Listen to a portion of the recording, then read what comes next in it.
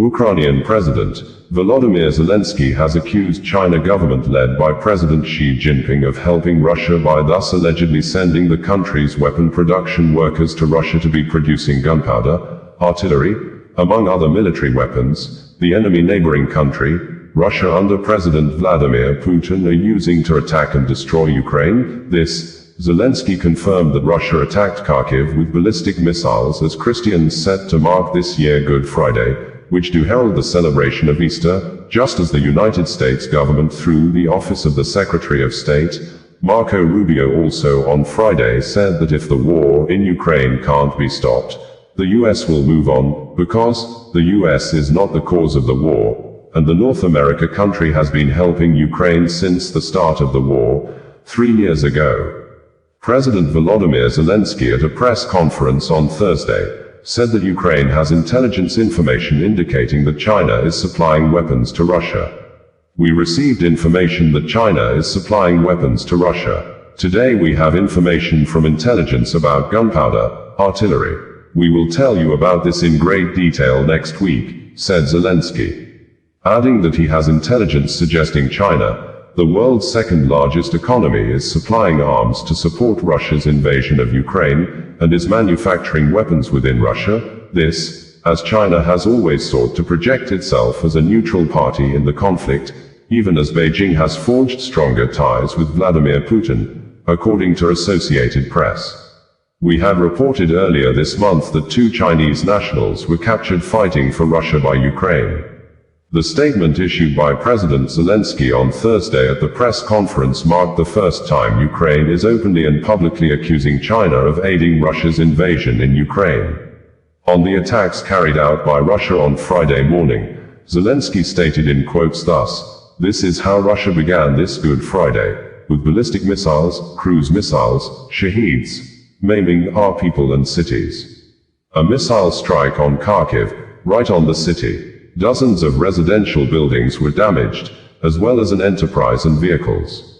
Around 70 people were injured, including 5 children.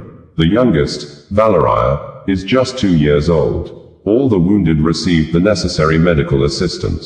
Tragically, 1 person was killed. Sumy, Russian attack drones. One of the targets was a regular bakery, an ordinary business that has served the city for decades.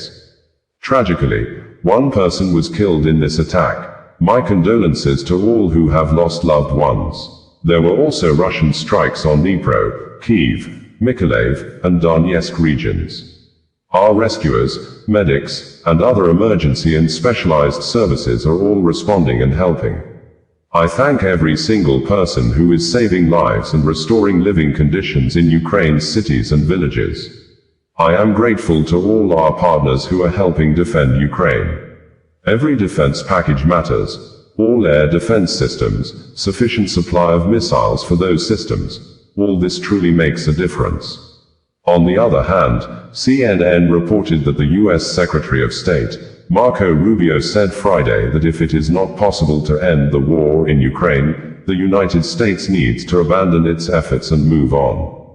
If it is not possible to end the war in Ukraine, we need to move on, he told reporters before departing Paris. We need to determine very quickly now, and I'm talking about a matter of days, whether or not this is doable. The comments come a day after he and Special Envoy Steve Witkoff met with European and Ukrainian allies as US President Donald Trump's administration pushes for an end to Russia's war in Ukraine. A US-authored outline of a peace plan had received an encouraging reception at the talks, according to a State Department readout, which did not give details on the outline. Rubio also spoke with Russian Foreign Minister Sergei Lavrov and conveyed the same outline, the readout said. Speaking Friday, Rubio said he and Witkoff had come to Paris to begin to talk about more specific outlines of what it might take to end the war, and whether or not this is a war that can be ended. If it's not possible, if we're so far apart that this is not going to happen, then I think the president is probably at a point where he's going to say we're done, he said. It's not our war. We didn't start it. The United States has been helping Ukraine for the past 3 years and we want it to end, but it's not our war, he added. President Trump has spent 87 days at the highest level of this government repeatedly taking efforts to bring this war to an end. We are now reaching a point when we need to decide and determine whether this is even possible or not.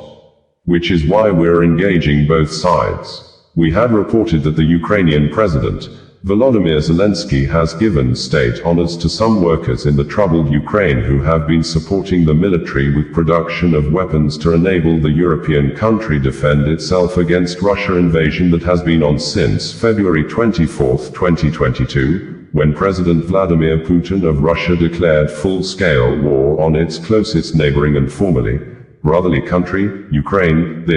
President Zelenskyy said that more than 40% of all the weapons used in all the front lines to defend Ukraine are made in Ukraine.